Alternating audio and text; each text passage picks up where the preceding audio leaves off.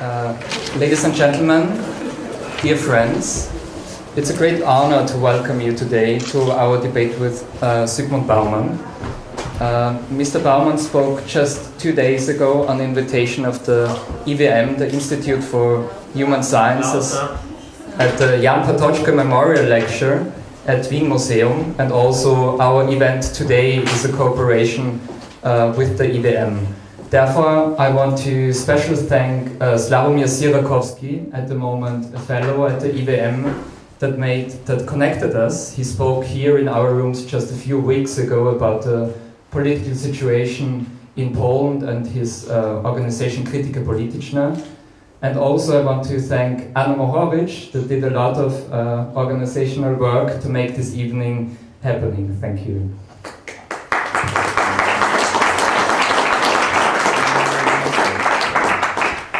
For those of you who don't know the Republikanischer Club, I will give you just a brief introduction in our history, in our what we are doing. So the Republikanischer Club was founded in the 80s as a reaction on the presidency election campaign of Kurt Waldheim that kept his membership in the SA in secrecy. The civil society movement of that time was something like the awakening after a long sleep after the Second World War within the civil society. So the Holocaust was at that time not even a picture on the wall, far away from being a window in the wall where you can look through and learn something about modernity, to put it in the words of Mr. Bauman. And the challenge was not only to speak about the role of Austrians that took part in the NS regime, but also to give back a voice to those who were expelled and driven into exile. Nowadays, we are hosting, as you can see, debates on a wide range of topics such as social, economic, cultural issues, and so on. The last series of talks was about the terror attacks in Paris, and maybe we have a chance to get back to this issue later. So introducing Mr. Bauman is a much more challenging thing for me to do, but maybe it also, maybe it's not, as the director of IWM, Shalini Randera, put it 2 days ago. It is somehow a needless thing to do. His books like Holocaust and the Modernity and Ambivalence, or Liquid Modernity, are among the most discussed in social sciences. And Ulrich Beck described him as an intellectual figure at the same rank of Hannah Arendt and Theodor Adorno. He wrote nearly 60 books.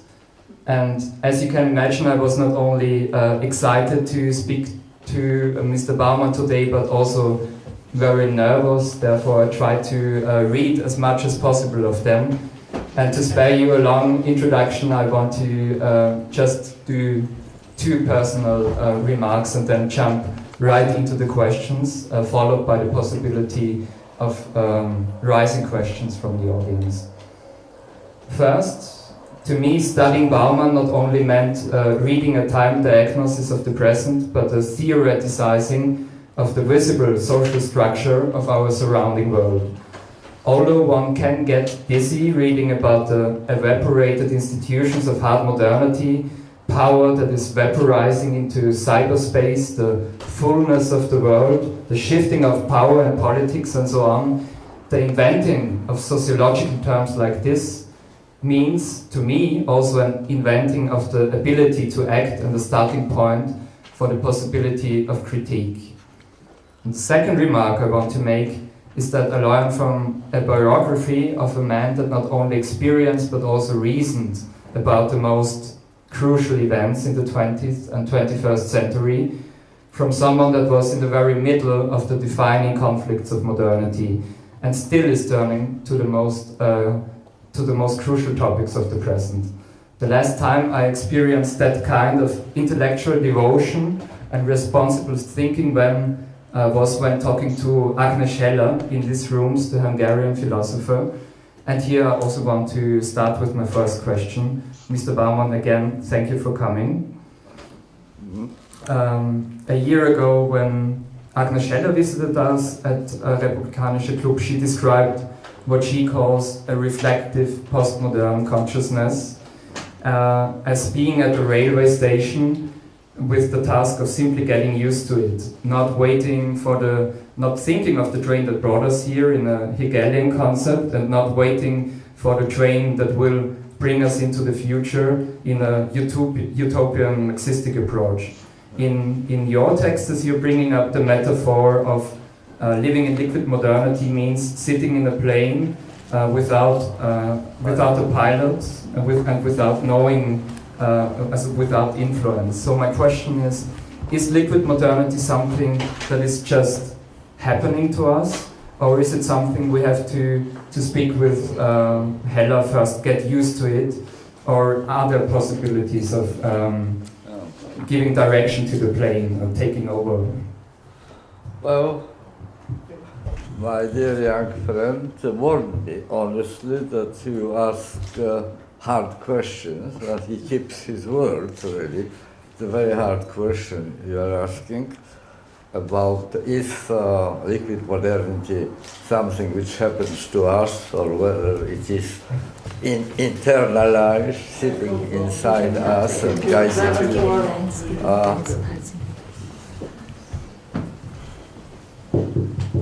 better? That is better. That is better. What? A comment on modern technology. Right, okay.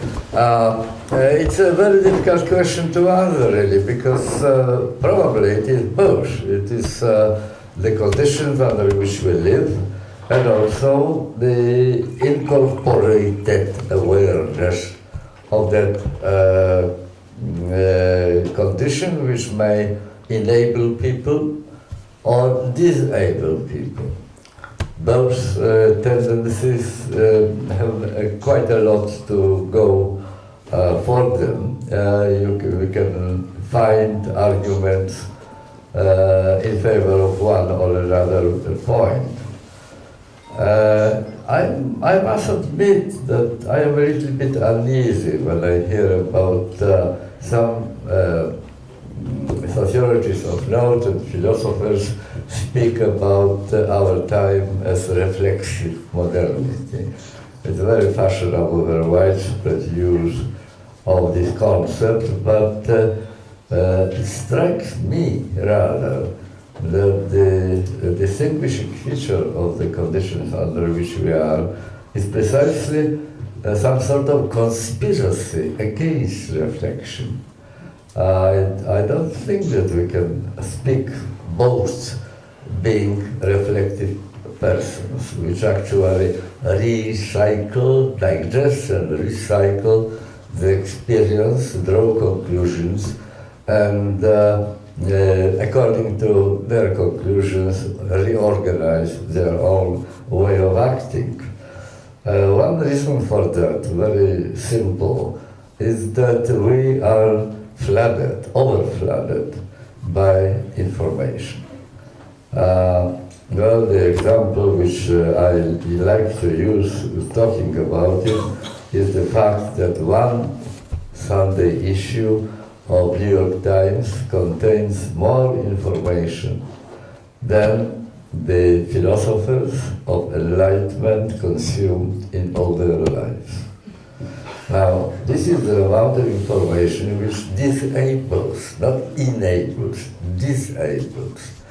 When I was young, when I was the age of many of you sitting here, we believed, not me personally only, but all my surroundings, we were convinced that the road to improving the world, to doing something sensible, is to get more information.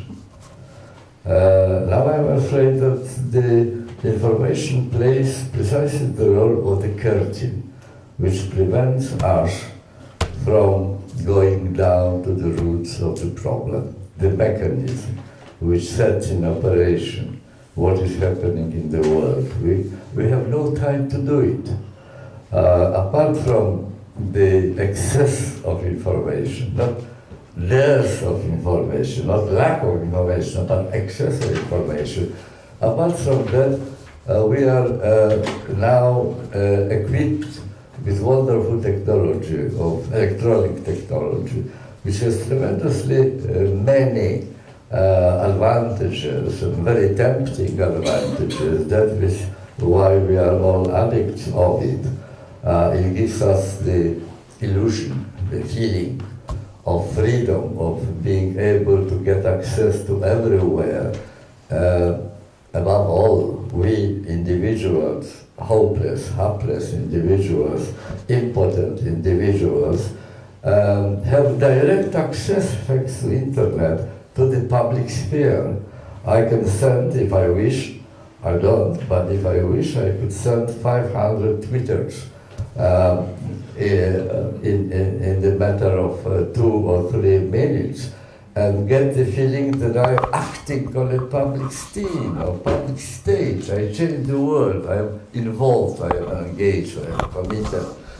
So there are many advantages of, I would say, psychological kind. It makes people able to live with their problems, not by resolving them, but by sweeping them under the carpet, simply stopping thinking about it.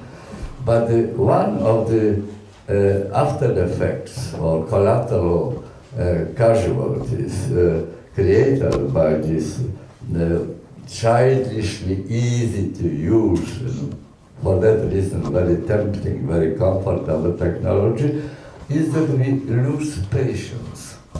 We are very impatient. We want actions to be like instant coffee. You know, you just drop a little spoon of instant coffee, pour hot water, and it is ready. It's already for use. Reflection is not instant coffee, I'm afraid. Reflection takes time. Reflection takes perseverance. Fortunately, I retired from active, continuous university life already quarter century ago. I'm a very old man. But my colleagues who are still there in the universities complain that if they give their students the whole article to read, they protest. They are not able to concentrate attention for the whole article. They are interested in a tasty piece of it which can be quoted in the next dissertation if they write. Lack of patience, lack of perseverance. Reflection is a very slow in bringing results. So at some point I called the time as experienced by us currently pointillist time. Pointillist time as different from the images of time usually dominant in history. In pre-modern society, the dominant idea of time was the idea of time of cyclical time. It followed agricultural practice in which, sowing the seeds and collecting the crops were coming with amazing regularity year after year after year, so time was enclosed in a sense of a circle. Then, in our modern times, we were used to think of time as linear. From one stage to another, there is a connection, there is a continuity, the continuity of the cause, which becomes the effect, and the effect becomes cause in its turn, and so on and so on. Time is irreversible. You can't go back. Once it happened, it did happen. It is already there. The past is different from future because past is given once and for all, and the future is still the realm of freedom. But poetry this time is not like that. If you go to museums and you see Sisley, Signac, and other great visual artists, you will see that under close scrutiny, their picture is just collection of spots, of points, of colorful points.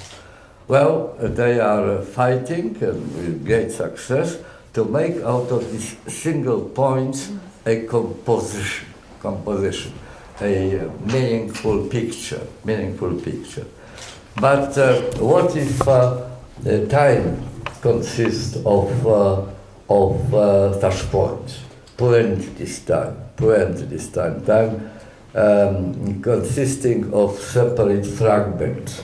One fragment, another fragment, I finish a fragment of my life, I start anew. It is a very popular concept today. Start from the beginning, start again. Close a chapter, begin from a different point. It is all seems to be forgettable, reversible. There is never the last chance. Every chance is an opening to more chances. We keep our powder dry, the Americans used to say, and we don't. What we are afraid of most is not so much the appearance of new, unknown, unfamiliar, disquieting situations, but fixing. For example, take the problem of identity.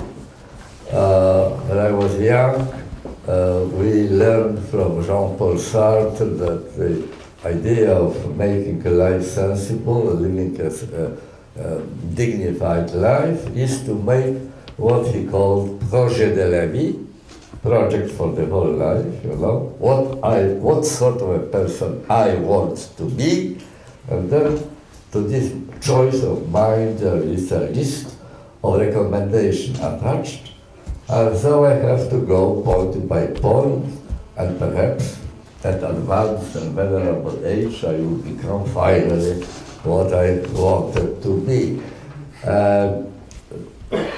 Jean-Paul Sartre advised us a very early fixation of our purposes, of our being in the world. It's an idea completely alien to the contemporary young people. When I was talking a quarter of a century ago already to my students about Sartre, well, they answered me that they would be very happy if they could make a project for a year, not to mention the whole life. That is not a situation for reflection. I think we are going from episode to episode. Episodes are very comfortable bits, portions of time, because, they have beginning, they have development, and they have an end. Milan Kundera, the great Czech writer in French exile, wrote about the convenience, the conformity, the comfort which living life sliced into fragments may bring. That nothing is finite, nothing is irreversible, nothing is once for all. There is always new chance, new beginning, and so on. It's a very nice concept. He said the trouble is that you never know whether an episode really ended. Because after many years it may come to haunt you for somewhere. So it is also a sort of illusion. But it is, I'm terribly sorry to say, instead of speaking about reflective modernity, I would speak about gliding, something that we all go from one situation to another. we are trained to do so. We are trained to do so. Being overwhelmed with the excess of information, we are also overwhelmed with the rhythm of the information media. The headlines on the first pages of newspapers, which we read, if we still read newspapers instead of looking at the screen, they serve mostly the role of effacing from our memory the yesterday headlines. They change with enormous speed. Very often a news and a problem emerging lasts more than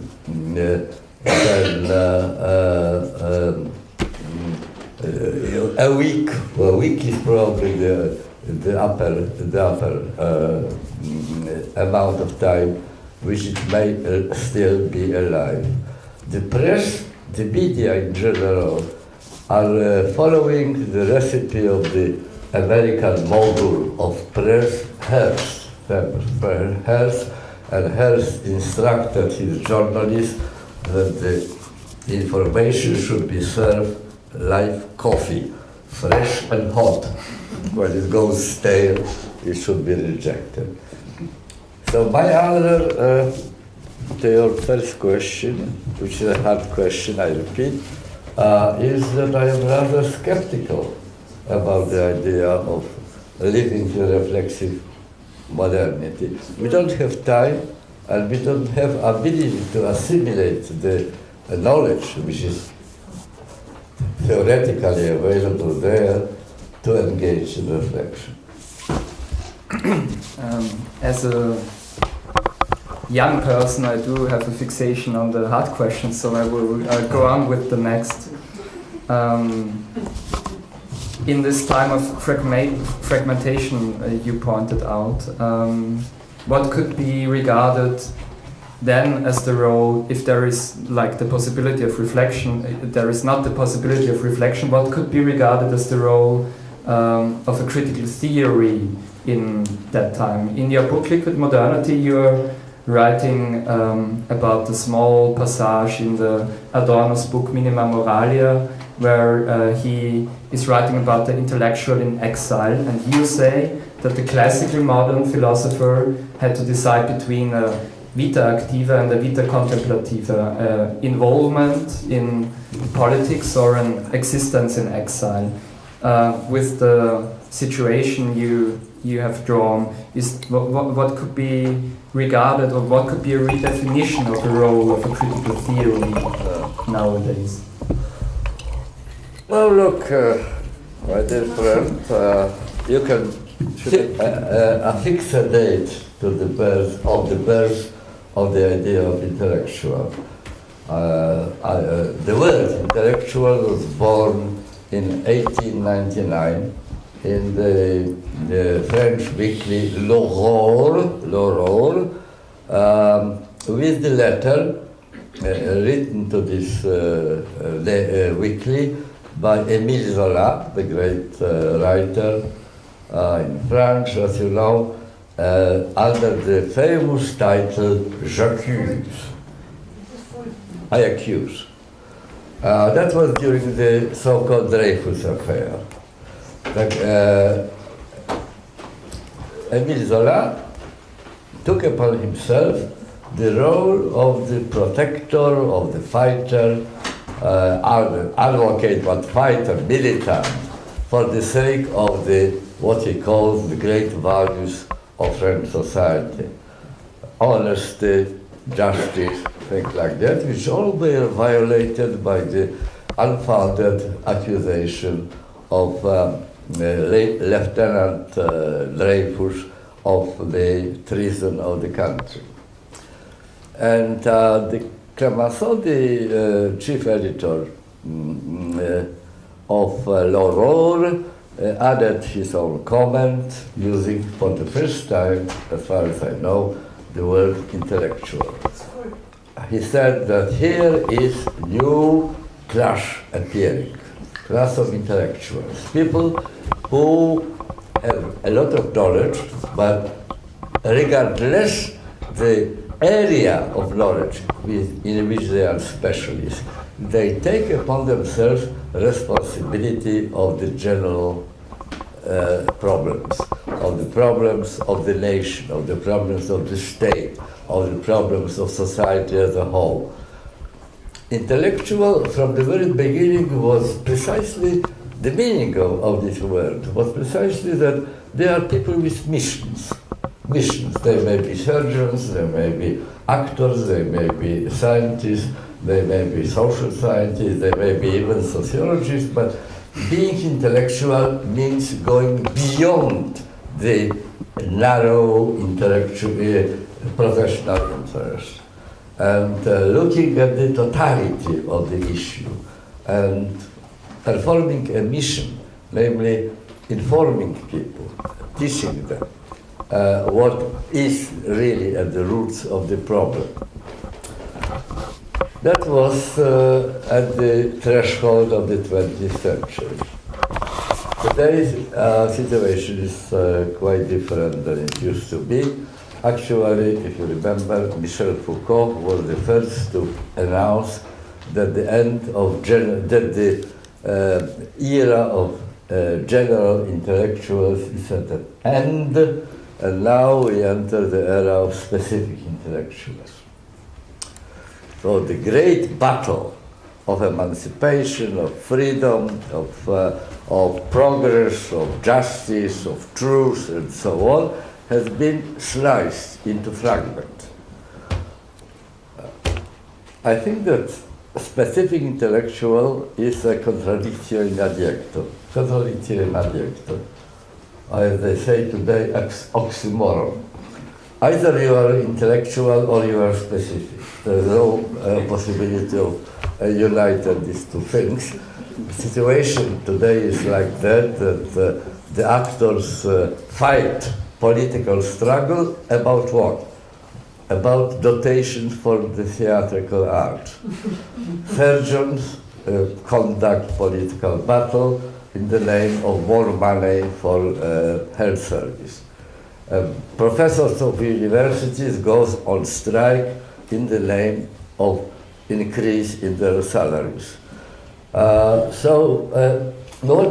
has it to do with the traditional idea of intellectuals? I think things changed quite considerably. Jonathan Friedman, a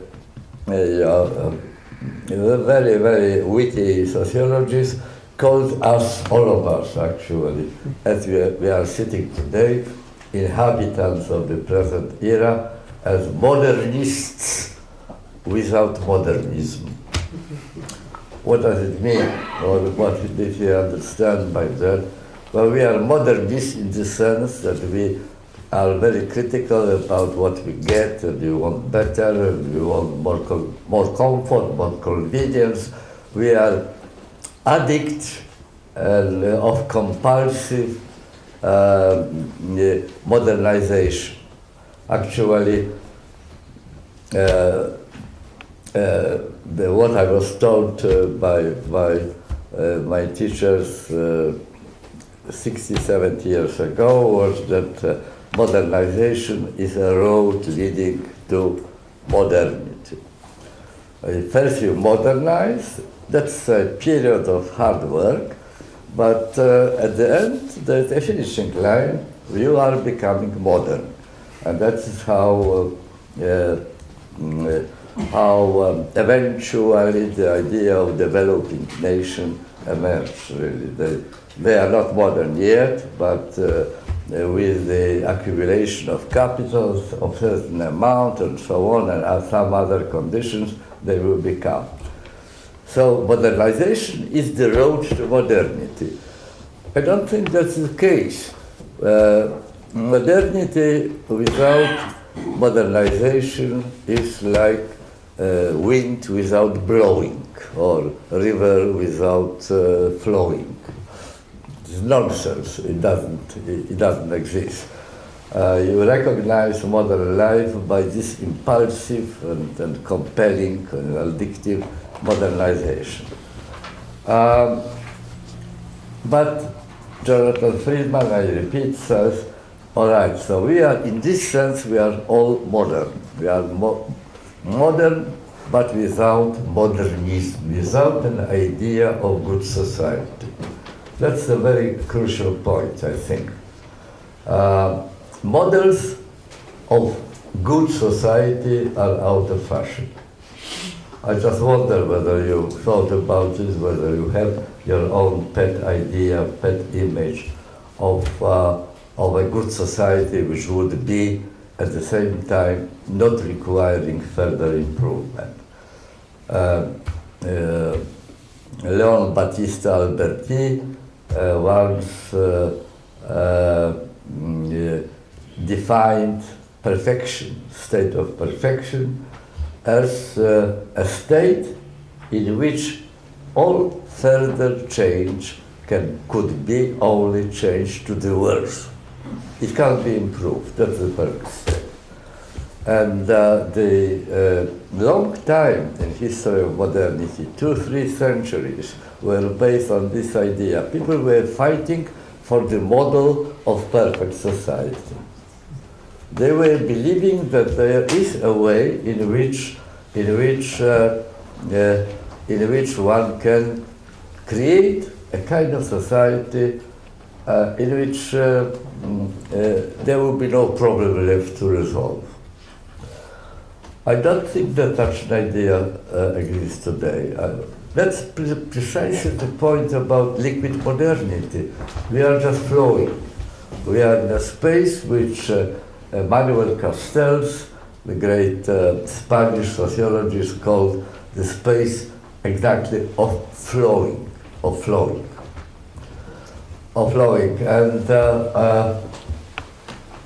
to use another metaphor to visualize what I have in mind, when people are running, well, you can ask two questions about that running. First, where from they are running, and secondly, where to they are running. I suggest that we know more or less where from we are running.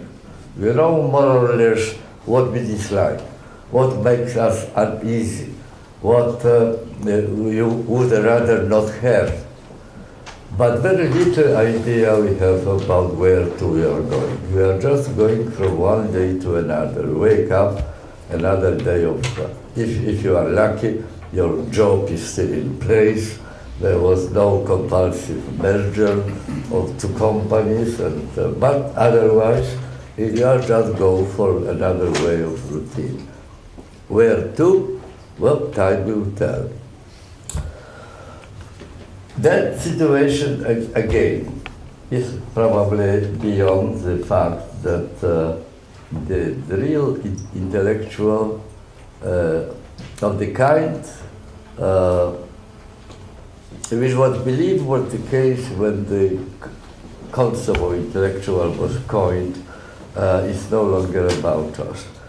It is also, I would like to add another argument to the same thesis, very briefly, that there is a new phenomenon of growing distance between what could be called the social elite and the rest of the population. Why it is so? Well, it's a long story. There is a very peculiar kind of globalization going on. The elite, in the result of this peculiar kind of globalization, is already global in a sense, globalized. It is extraterritorial. The Enlightenment in France was roughly the idea of making French peasants Frenchmen. That is one way you can put the idea behind the Enlightenment philosophy. Lift them to a certain level so that they will all become citoyens of France. It was a mission to participate as a guiding, leading force of ideologies of teachers in the process of nation building. In building of what we are participating today? That's a big question, but I couldn't find a good answer to it.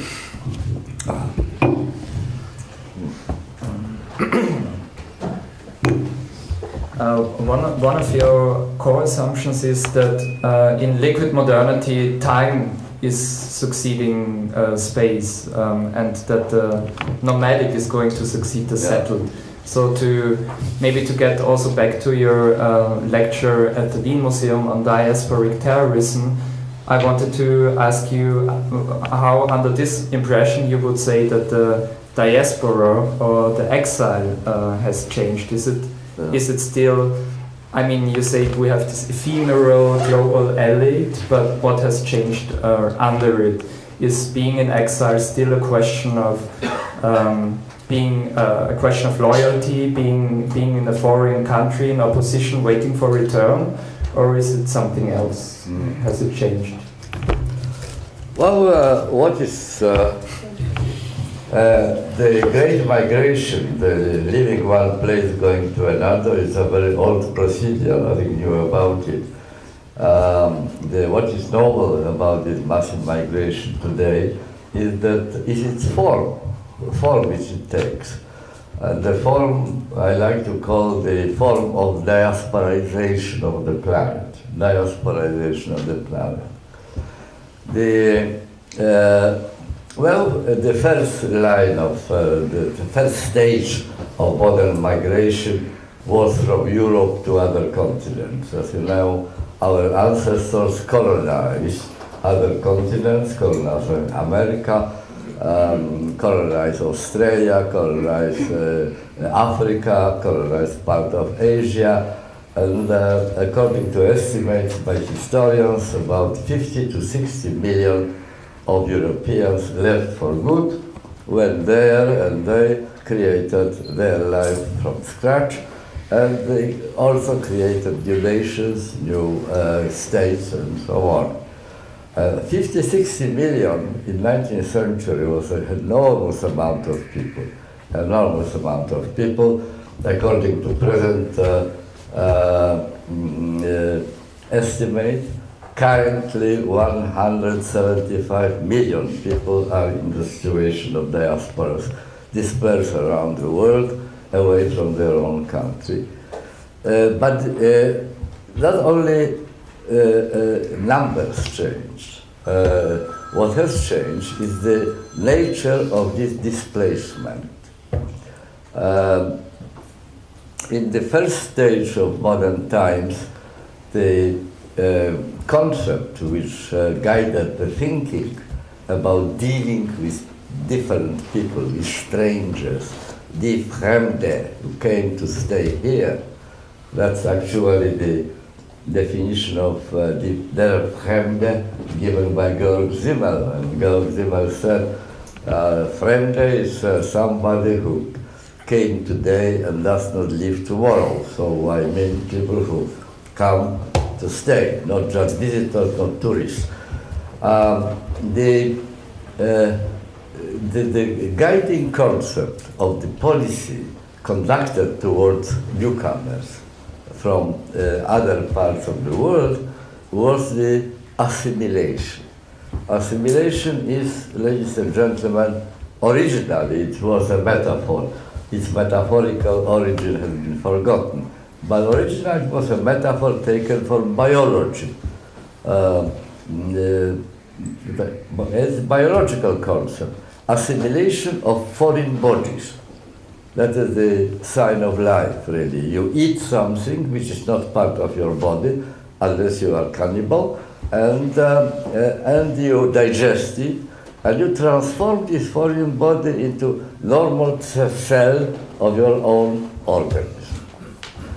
And that was roughly the idea, how to deal with migration, with the result of migration. Unless you were a colonialist who went to America, then you dictated. You rather devoured the locals than other way around. But normally, if people came to European countries, that was the way to proceed. To prompt them, to force them, to convince them, to cajole them, whatever concept you use, to become like the natives. To integrate not with the natives, but to the natives. The natives were assumed to be the finishing point, that the target, the goal, living goal already, complete, unchangeable.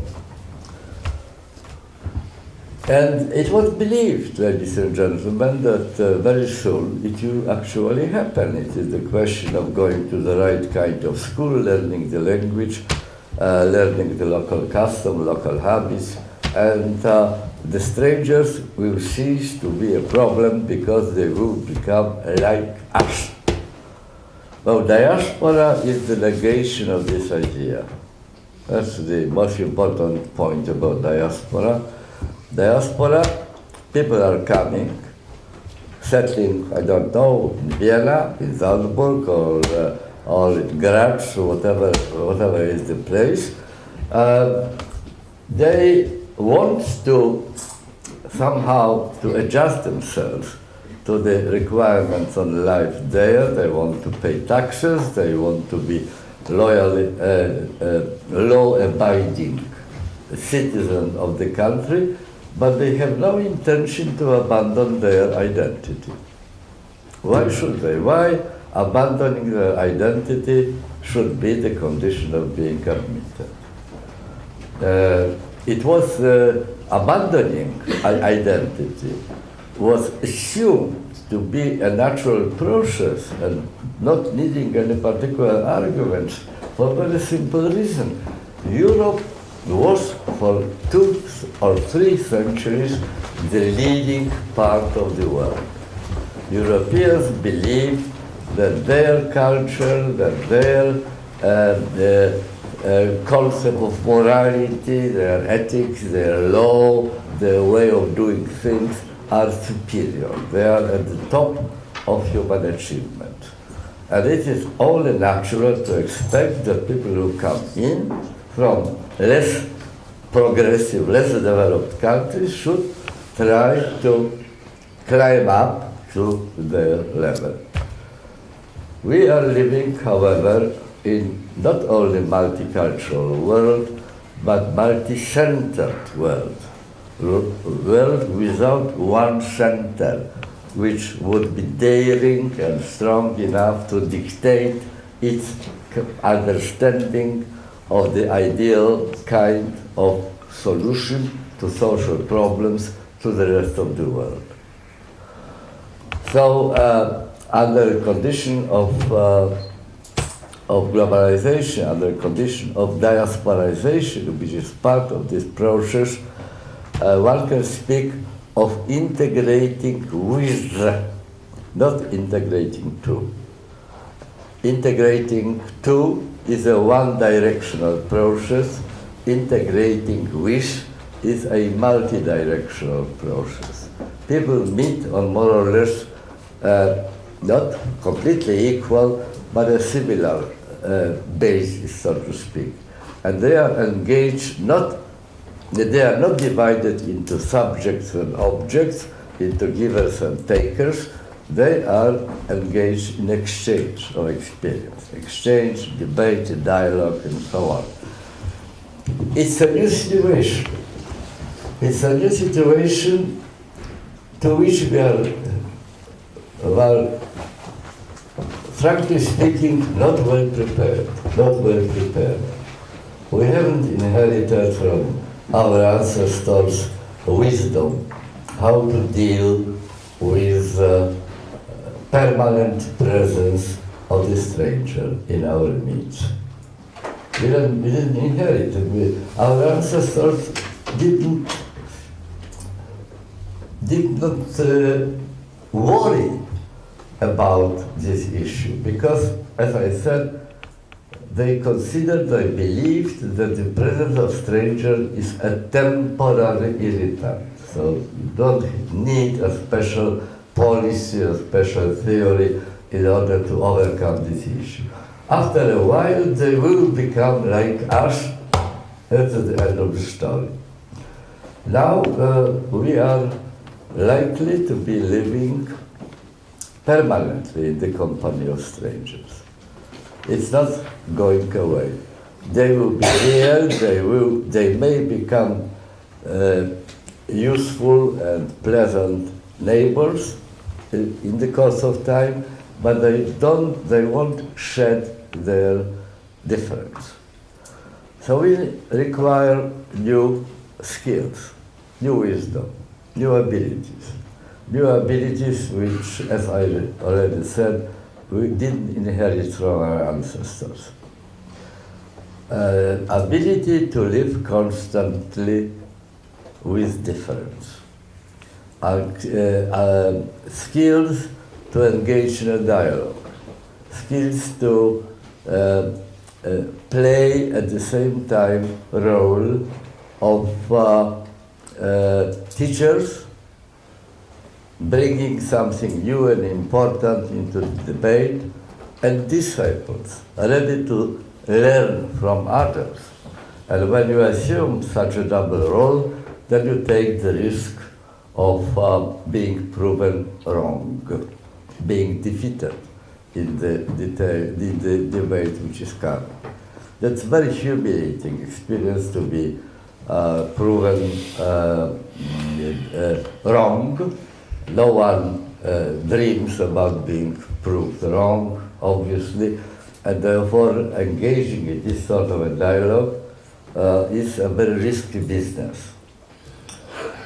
But it's not the only reason why, not the only reason why the incomers, the foreigners, the strangers tend to be resented.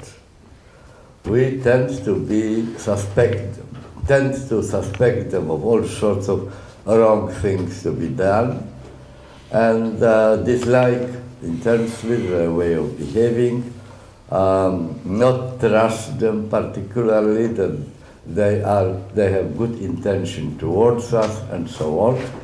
As you know, probably one of the reactions to this diasporization process is the resurrection of very violent nationalism in a very radical form.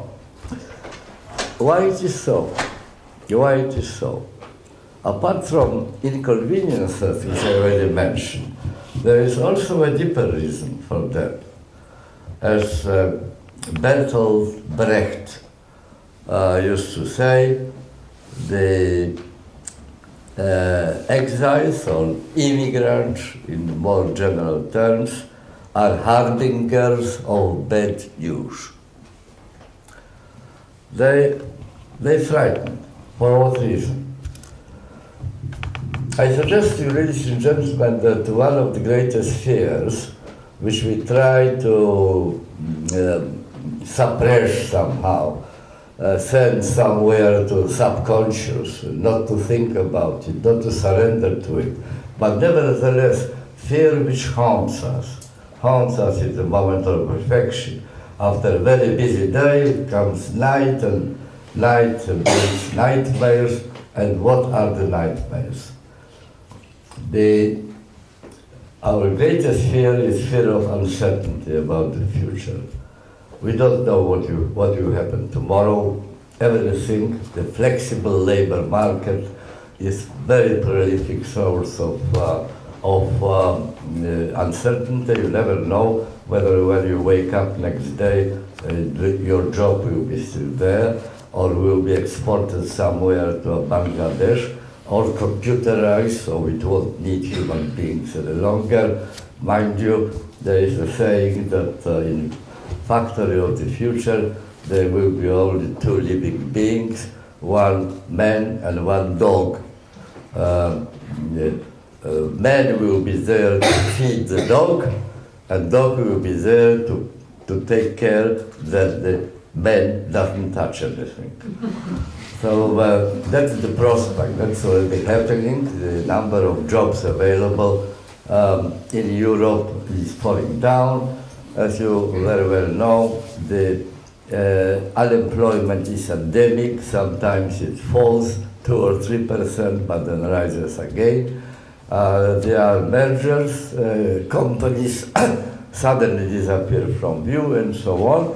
So it is the question of fear of suddenly having your social position taken away, losing the product of the whole life of hard work, hard effort, and suddenly achievements prove to be temporary and reversible.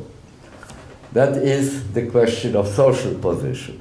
But in personal positions, liquid modernity concerns also the relationships between partners. Anthony Giddens, the great British sociologist, speaks about pure relationships. Pure relationships, ideal relationships of our times, which consist in having no strings attached. You are entering a relationship for the sake of the satisfaction, pleasure which you get out of it. Once gratification comes to a stop, or once there is an opportunity, a vista of better pleasure, more pleasure elsewhere, there is no need to keep it. But pure relationship has a danger entailed, namely, in order to enter pure relationship, there is a need of agreement between two people, right? But in order to break it, one person is enough, which means that both partners in pure relationship live in constant fear. What would happen if the other side will first to decide that enough is enough, and so on. So also another source of uncertainty. If immigrants are the harbingers of bad news, this bad news is precisely the fluidity, uncertainty of position. They were living quietly somewhere there in their native country, but suddenly their means of living disappeared because there was an economic progress, or there was an intertribal warfare and they have to run for salvation, and they were forced to move away. And that is bringing to consciousness. It's visible, it is tangible. It shows the embodiment of the uncertainty in which we are all engrossed. I'm personally calling them the walking dystopias. Dystopias, opposite of utopia, was the picture of the awful society, terrible society which may come, and they are walking dystopias. You look at them, you can't miss them. They are walking the street out there beyond when you go to your working place, you will find them sitting there, working there. You may overlook, and you do overlook, the real deep sources of your anxiety and your fear, of your uncertainty. You don't see when and how capitals are moved from banks around the ring here and somewhere to Bangladesh or Taiwan, say, to Taiwan they don't go. Taiwan on the contrary sense, but to Vietnam or other country where where labor is cheaper, and the trade unions yet weaker than in Austria, And the governments are more eager to take bribes and propagate the laws which are required by visiting capitals. You don't see it, you hear about it, but it is not visible, it's not tangible, it's an abstract notion. But the uncertainty embodied, uncertainty of life, the being forced to change, to leave what you like and go elsewhere into a risky life on a foreign ground, now that is visible. That is visible in the person of immigrants. And that is precisely what is the source of resentment of migration. They remind you how uncertain is your own position. And the position of most of us is very uncertain. There is a widely used currently concept of precariat. Precariat, taken from the French language, précarité, uncertainty, instability, everything may happen, you are walking, moving sands, you don't have a firm ground, firm enough to put your feet on. There are voices, very authoritative voices, which suggest that the so-called middle class, considered until quite recently as the most stable kernel holding societies together, that the greatest part of contemporary middle classes belong already to the category of precariat. There are signs that that is the case.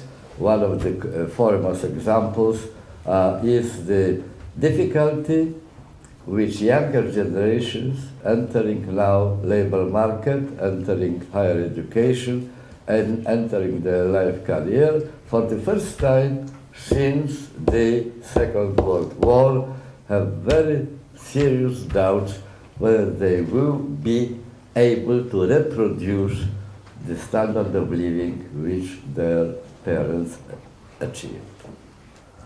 Until now it was not like that. Until now it was each new generation treating the points to which their parents arrived at a starting point for them.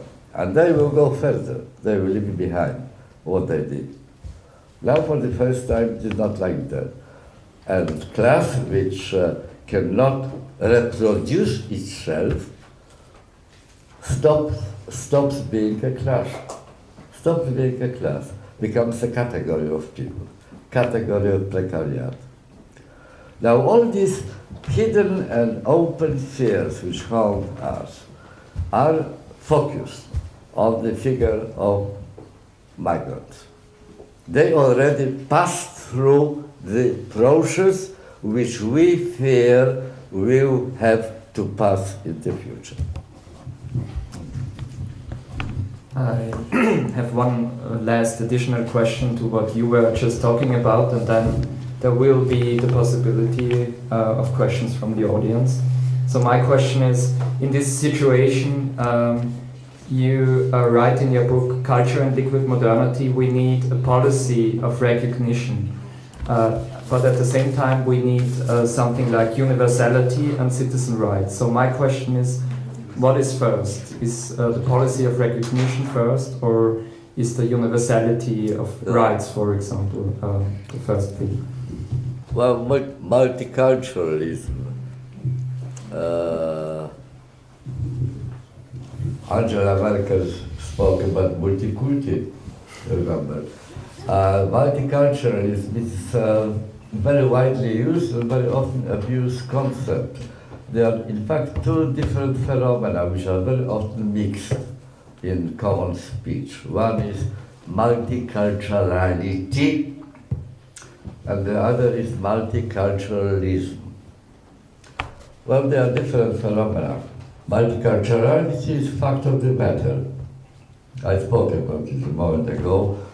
Go to the street, pass 100 yards, and you will see, and I vouch that you will find there several languages spoken, several different colors of skin, several ways of different behaving, and so on, so on. We live in multicultural society. There's no multicultural society. Cultures reside next to each other and engage in interaction without losing their identity. They remain, though they reform, of course, every identity changes over time, but it doesn't disappear. They remain people belonging to other culture.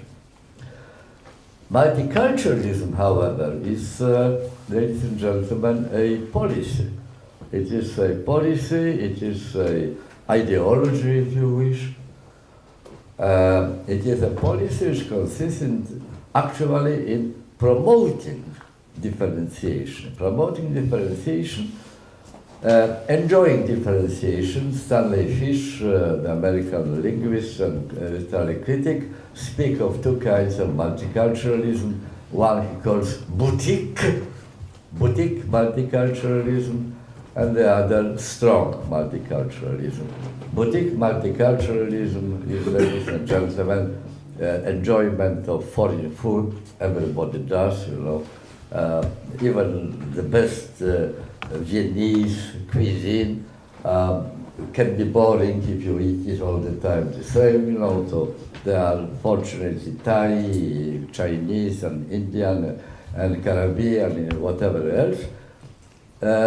You enjoy so-called folk events, in foreign culture, festivals, melodies,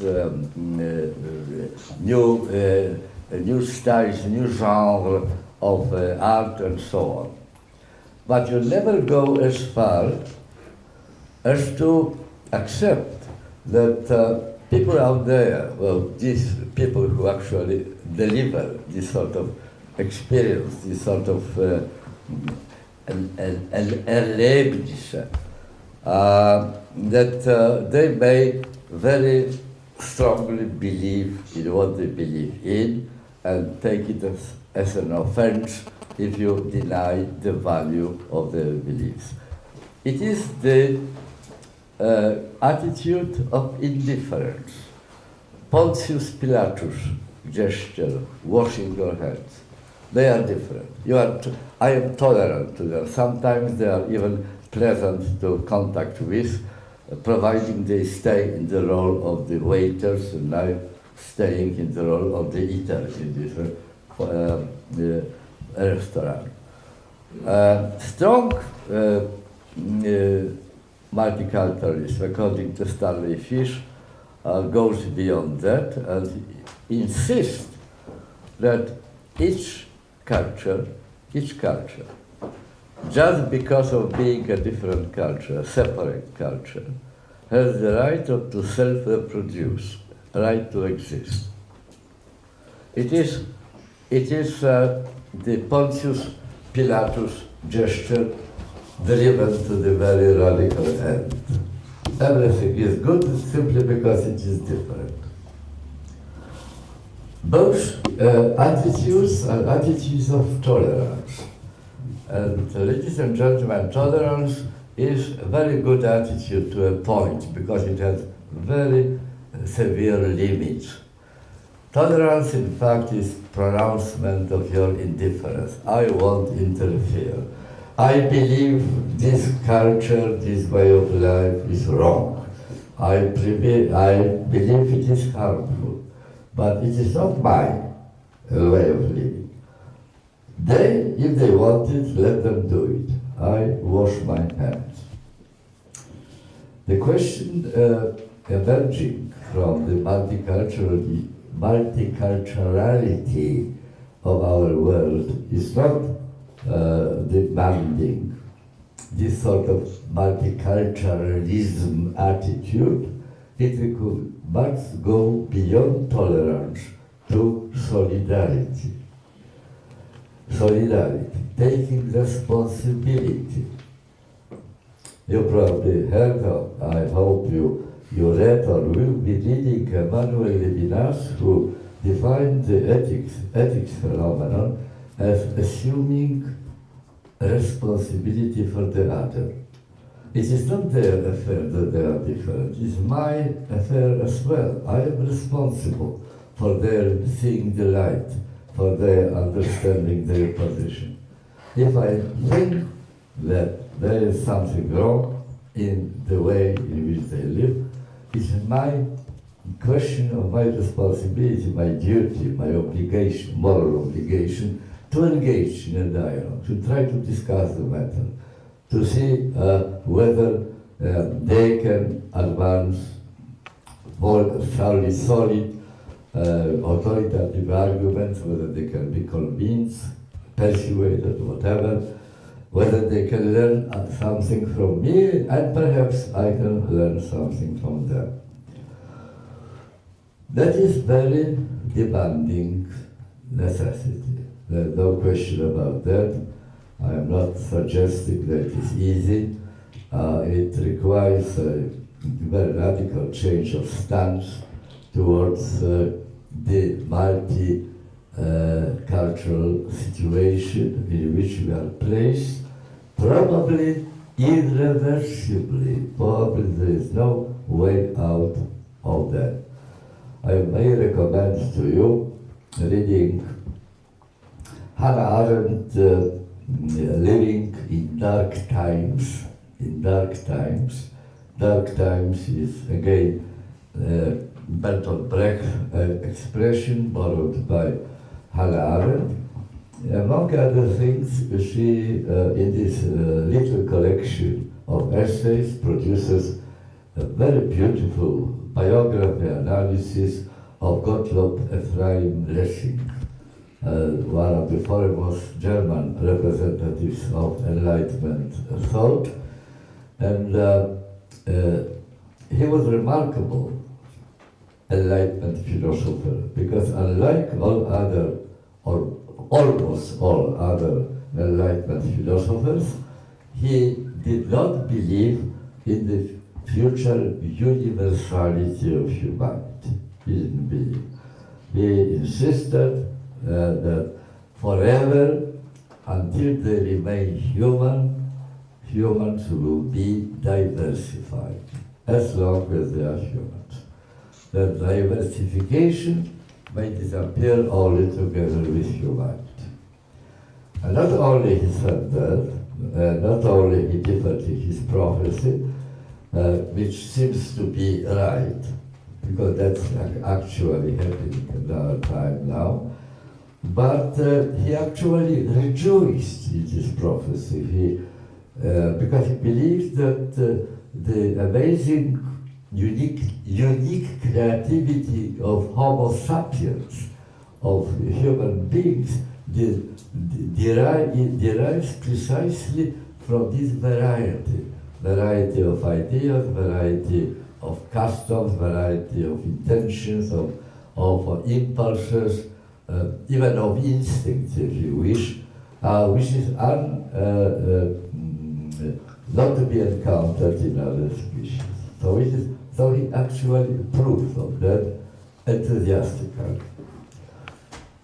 But one thing is to philosophize on that, and other thing is to do it. And therefore, I'm terribly sorry, I can't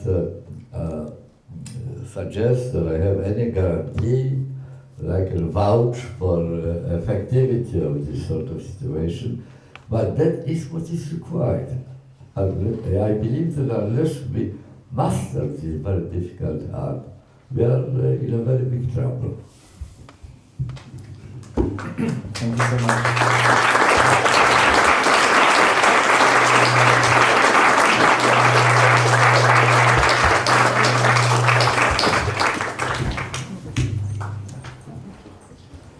So I would suggest we have some questions from the audience, and I would like to collect always 3 questions.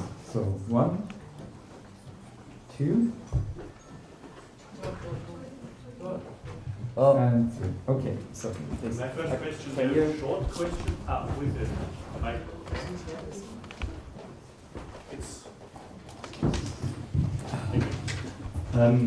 Mr. Baumann, in your opinion, what are the most illiquid parts in liquid modernity? Yes. Liquid? The most illiquid parts, where are they and what could they be? The illiquid parts in liquid society, if there are. so Not liquid parts.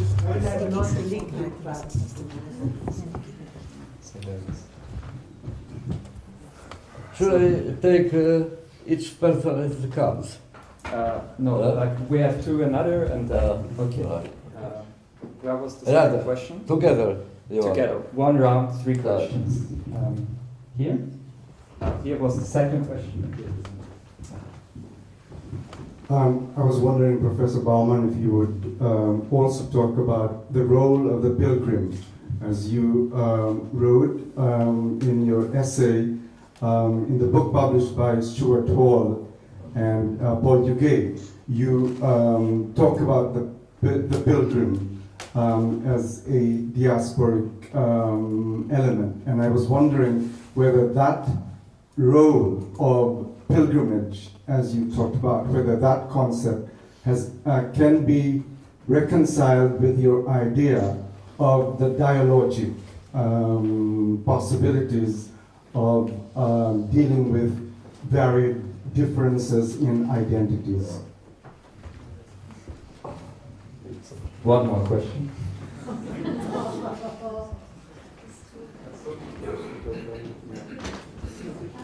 Thank you very much for your talk. I'm having a question less from a theoretical perspective, but as an activist for anti-fascism and refugee rights here in Vienna. And I wanted to ask you from view of your own experiences, there are currently a lot of struggles happening. Like you've been talking about migration, refugees are since years organizing struggles all over Europe, asking for the rights to even have rights, as Hannah Arendt stated. There are persons dying in detention centers, being deported from European countries to their home countries, so asylum should be granted. There is immense police violence, specifically also in Austria, against those struggles, and a lot of repression acts against activism. Only today, the Austrian police, together with the right-wing party FPÖ, were trying to accuse a group of anti-fascist activists who organized demonstrations against a fascist meeting in Vienna, which takes place every year. And the Austrian authorities try to enforce a terrorist paragraph upon this group. There is I'm asking, and my question is basically how to deal with ignorance of people in a country like in Austria when so many struggles happen, and or what can be done? What does it need that solidarity alliance is happening? Or how do you see where we go from here? I will repeat it. Yeah. It's a big question, or maybe it's like a statement, but how to deal with ignorance and how to deal with ignorance from a perspective of a political activist that is engaged into the question of fighting for asylum seekers, fighting for human rights in Europe. Okay.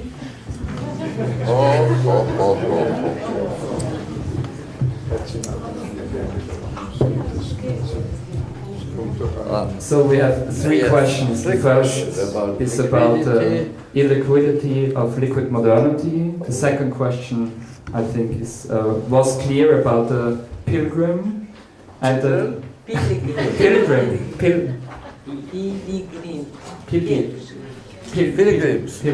Yes. Yeah. And the third question was about political activism and the dealing with ignorance. Well, it's not only my friend who specializes in hard questions. The audience is very helpful. Yes, well, Look, originally the metaphor of liquidity was chosen simply because if you look at the encyclopedia, you will find out that liquid is a substance which cannot keep its shape for long. So that is, I think, the most striking feature of our reality today. Things come and go.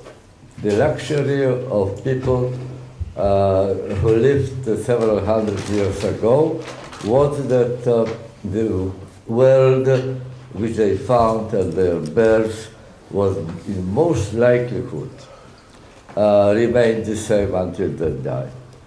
So they hardly noticed that something is changing.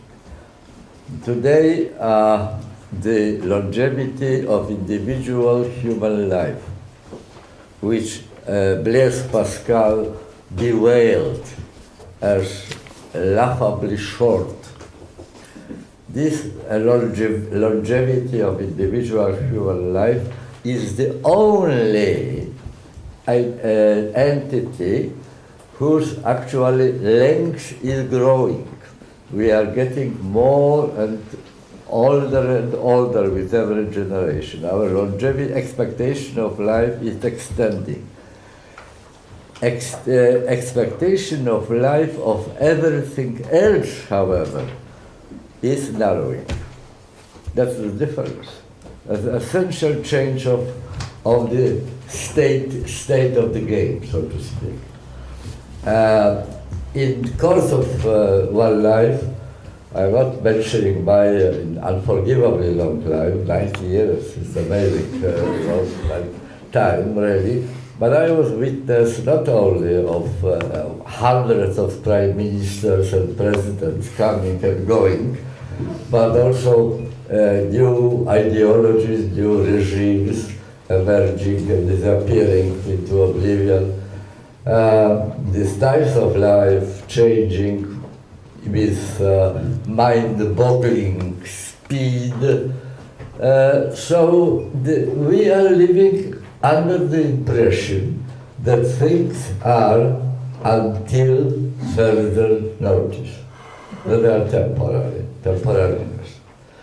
Mind you, you started from the question whether liquidity is out there or inside us. I'd answer that both, and very good illustration of it is that I stopped speaking about identity. I'm speaking about process of identification, because identity is not a thing which you may once acquire and preserve forever. It is constantly open to renegotiation. And when you are working on your own identity, I think the bets are that you are not so much worrying about necessity to change, to improve, to adjust, to reform your identity. Your great fear is the fear of fixity, If it is fixed once and for all, and you are unable to change it or reform it slightly or more deeply, when the situation is changing, and as it necessarily will be, now that's the trouble. So keep it flexible. Ladies and gentlemen, the slogan which is most commonly used by all our leaders, political, religious, even, and all authorities in public media is the word flexibility. Be flexible. Be flexible. Flexibility, not stability, not fixity, but flexibility. We are assimilating, imbibing this pressure of external reality. And where are not liquid things? Well, of course there are. In every liquid you have the moments of crystallization. They appear suddenly from oversaturated solution, and then are solved again and disappear.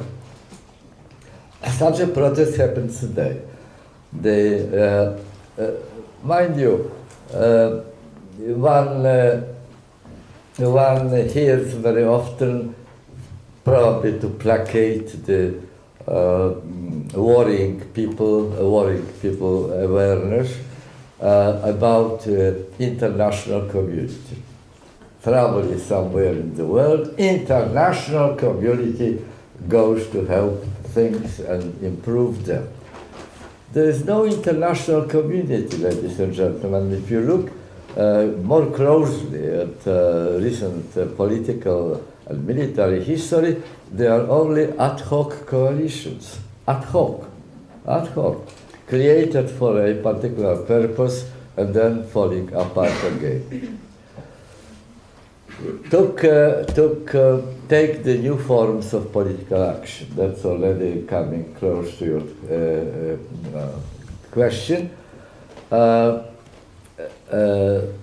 As I keep repeating, we are living, among other things, also under conditions of divorce between power and politics, and that means that our inherited, elaborated, created, put in place by our ancestors institutions of democratic life, they don't work properly any longer.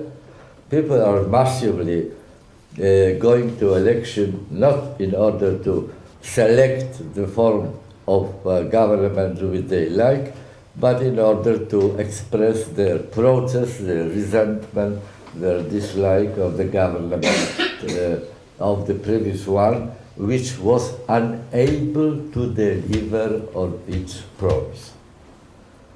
Inability of governments which are deprived of quite a lot of their power, which are not really completely contrary to the wide belief, they are not sovereign on their territory, their sovereignty is very limited.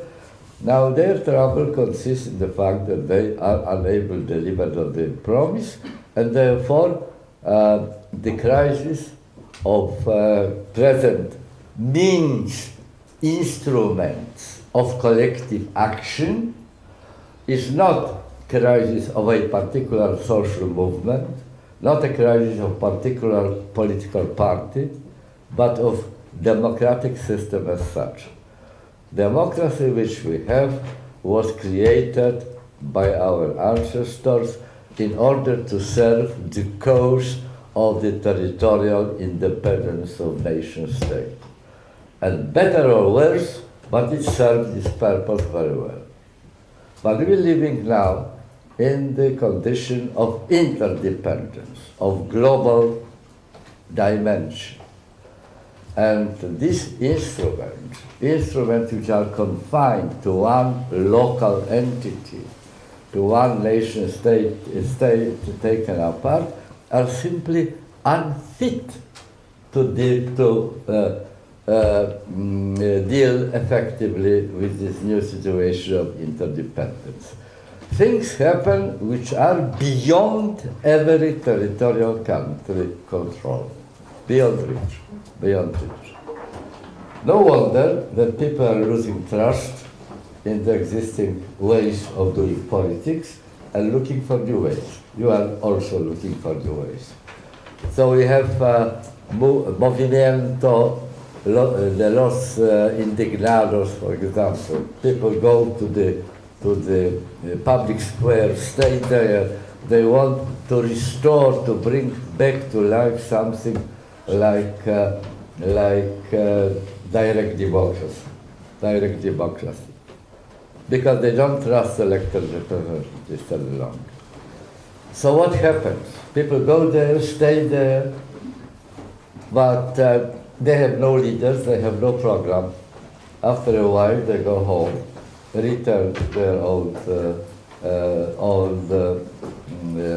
reality which they dislike, but don't know how to repair. They suspend their different views, their different ideals of society for the time which they spent together on the square. If they had leaders, if they started seriously discuss the advantages and disadvantages of various interests and various ideas represented, they will fall apart right away. As they do after Tahrir Square, if you still remember, we called it the Arab Spring, right? What united people who came from all corners of the country, guided and motivated by mutually contradictory grievances. What happened? What united them was to get rid of Mubarak. Once they got rid of Mubarak, you know what's happening. We are still waiting for Arab summer. It hasn't arrived. No. It stopped at Arab Spring. So that's the situation. Even it is a stage of experimentation, looking for other ways of doing politics. Very many people associated hopes, invested hopes with the appearance of Twitter, Facebook, Facebook politics. You can announce your manifesto and send it to all network of friends, and that's also a way of doing politics. The problem is, look, that you still remember the event of occupying Wall Street? Yeah? Well, most people notice it because of the mass media, which had a field day doing it, interviewing the participants. The only people who didn't notice occupying Wall Street was Wall Street itself. Nothing changed there. It worked exactly like it worked before. So it is ad hoc, it is experimentation, it is until further notice. It is the bonds uniting, integrating movements today are very frail, are very brittle. They don't last long. And unless we develop the means of collective action, instrument of collection action, which are already matching the global level of powers, until we do that, and we are far away from doing that, I don't think that your answer can be properly given, because the crisis today is, among other things, crisis of tools, of instruments. Our tools are inadequate to the grandiosity of the problems which confront us.